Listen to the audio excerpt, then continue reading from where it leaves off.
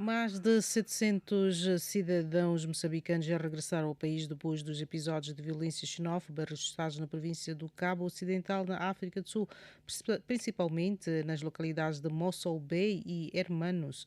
A situação obrigou vários moçambicanos a abandonar temporariamente as zonas onde viviam, incluindo famílias com menores de idade, enquanto as autoridades trabalham na assistência aos afetados e na transladação dos corpos de 6 moçambicanos que perderam a vida durante os incidentes. Perante esta realidade, surgem preocupações sobre a segurança dos moçambicanos residentes na África do Sul, a resposta das autoridades moçambicanas e os mecanismos necessários para garantir a proteção dos cidadãos no país vizinho. Para analisar as implicações destes episódios de violência na África do Sul, conversamos com o Dr. Wilker Dias, diretor executivo da plataforma Decide. Muito boa noite, Dr. Wilker, bem-vindo aqui ao programa. Boa noite, muitíssimo obrigado pelo convite. Sim, Dr. Wilker. Mais de 700 moçambicanos já regressaram ao país devido aos episódios de violência na África do Sul. O que é que representa esta situação para os cidadãos moçambicanos que vivem no país? Bom, por conta desta retoma dos moçambicanos à pátria, acredito que aconteceu de forma tardia, porque os focos xenófobos já davam indícios de tomar proporções mais gravosas de forma alarmante nos últimos tempos. Eu acho que isso já deveria até, se calhar, ter sido preparado com um pouco de antecedência, mas, no entanto, é extremamente positivo que nós tenhamos este posicionamento por parte das diversas autoridades nesta senda do repatriamento. Um fato importantíssimo que nós poderemos aqui destacar está muito relacionado com a verificação deste movimento de 700 pessoas, num contexto em que temos mais moçambicanos. Acredito que ao longo do tempo teremos mais moçambicanos também a regressarem àquela que é a terra natal. Sim, e muitos moçambicanos vivem e trabalham aqui na África do Sul há décadas. Que medidas devem ser reforçadas para garantir a sua segurança e evitar que sejam vítimas de violência? Bom, eu acredito que numa altura destas não há elementos que nós possamos dizer que a xenofobia poderá acabar a qualquer momento, porque não é a luta contra a imigração, como nós temos vindo a falar, ilegal, é a luta contra aquilo que eles consideram, os sul-africanos consideram luta contra aqueles que são os estrangeiros essenciais na África do Sul, que estão à procura de melhores condições de vida. Porque se formos olhar os locais onde os ataques xenófobos ocorrem, não são locais de elite, são locais para a classe média baixa, na sua maior parte, classe em que temos zonas em que temos pessoas que estão à procura do pão, estão à procura das melhores condições de vida, e é aí onde estes ataques acabam ocorrendo. Então é mais uma luta, até eu considero uma luta racial, de negro contra negro, na sua maior parte, porque se formos a ver, não há praticamente um combate aos brancos existenciais na África do Sul, é mesmo um combate contra os negros que estão aí à procura de melhores condições de vida, e é esta parte que nós devemos sempre tentar vincar, que sem que o governo sul-africano coloque a mão na consciência e tome algumas medidas que até possivelmente poderão ser um pouco duras, isso não vai acabar. Mas também, por um lado, acredito que o ANC, neste momento, na sua liderança, possa ter algum receio em tentar tomar alguns posicionamentos duros por conta de questões eleitorais ou questões políticas que podem ou custar caro lá mais para frente, e principalmente no ano em que já começaremos ou daremos início com as eleições logo em novembro próximo. Sim, a resposta do governo moçambicano tem incluído assistência, repatriamento e apoio consular. Considera que estas medidas são suficientes ou é necessário um plano mais abrangente de proteção dos migrantes? Bom, esse plano é o mais eficiente para já, mas se formos olhar diplomaticamente, até precisaríamos de tomar um posicionamento um pouco mais forte.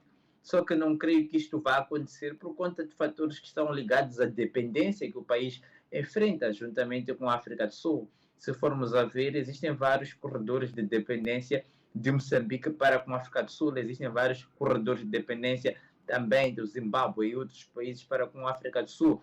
Então não será fácil chegar e tomar um posicionamento diplomático um pouco mais duro, porque isto poderá ter consequências, e principalmente econômicas, para o país. Me recordo até que a ministra, acho que dos negócios estrangeiros, acabou fazendo menção da quantidade de caminhões que atravessam a fronteira sul-africana para o lado moçambicano diariamente, que são vários, que até de certa forma podem superar aquele que é o movimento em algumas zonas a nível da Estrada Nacional número 1 diariamente, e isto também acaba sendo um dos grandes reflexos da dependência existencial para com a África do Sul, e que nos permite estar imóveis relativamente a esse aspecto, mesmo quando temos vidas humanas a serem ceifadas. Ou seja, este pode ser mais um dos exemplos que nós temos nos tempos atuais de que a vida humana acabou tendo menos valor em relação àqueles que são os ganhos econômicos a nível dos Estados e a nível principalmente dos diversos aspectos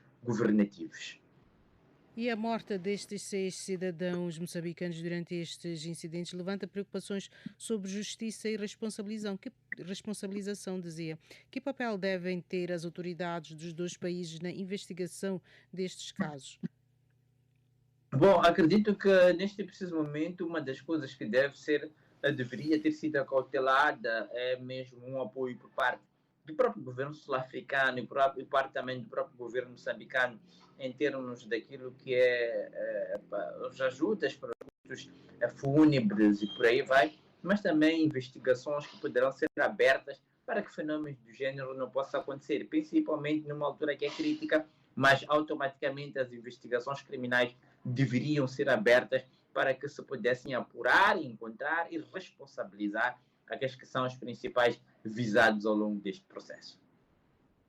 E como o doutor mesmo falou anteriormente, Moçambique e a África do Sul, Moçambique depende muito, dizia Moçambique e a África do Sul têm dependências económicas, não é? Ligações estas económicas e sociais. Como evitar que episódios de xenofobia afetem, dizia, esta relação bilateral?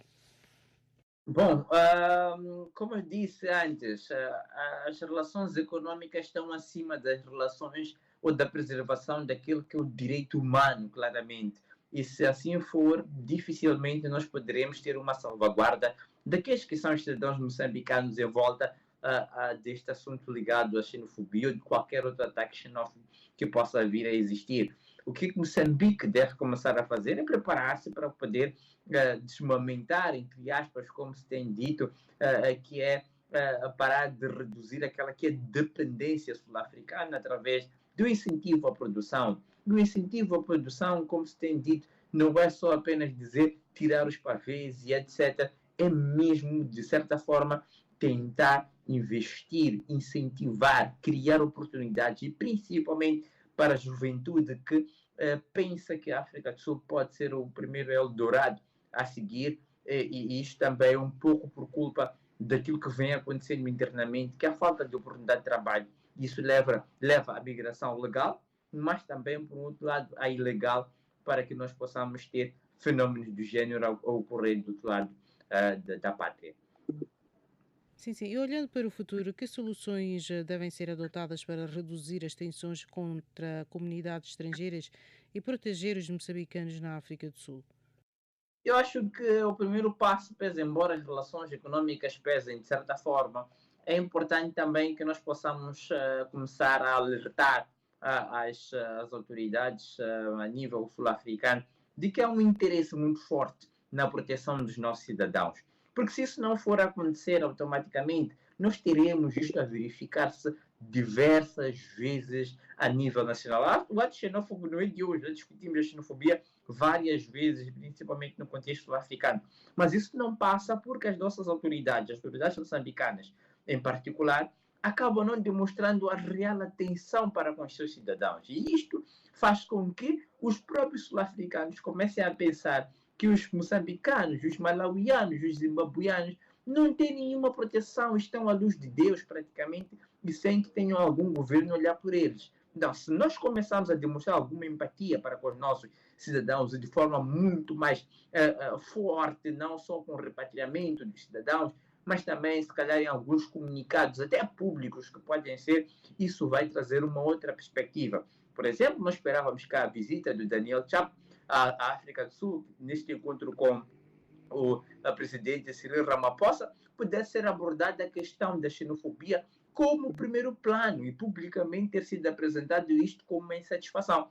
Mas o que nós verificamos foi o contrário. Verificou-se que, em primeiro plano, no seu comunicado, o presidente da República falou sobre os aspectos econômicos e do que estavam a reforçar automaticamente economicamente, e, em segundo plano, passou para aquela que era a questão da xenofobia ou da proteção de cidadãos. Então, isto também fala a nível diplomaticamente, fala a nível social, que a importância reside nos aspectos econômicos de nossos cidadãos. E isto traz também um maior fogo àquilo que é a questão da xenofobia ocorrente nesses países. E é isso que nós devemos começar a cortar a partir de já. Apresentar uma maior empatia para com o povo de uma forma um pouco mais dura, uma forma um pouco mais pressionante, para que nós não tenhamos situações de género. E não pode ser só de Moçambique, deve ser também dos diversos países a nível da SADC, que continua praticamente quieta face a esse assunto. Muitíssimo obrigada, Dr. Wilker, pelas suas análises e continuação de uma boa noite para si. Obrigado, igualmente. E estas foram as palavras do Dr. Wilker Dias, diretor executivo da plataforma da CID, falando-vos a partir da cidade de Maputo, Moçambique. Fica-se aqui com Jacob Tivana com as notícias do desporto.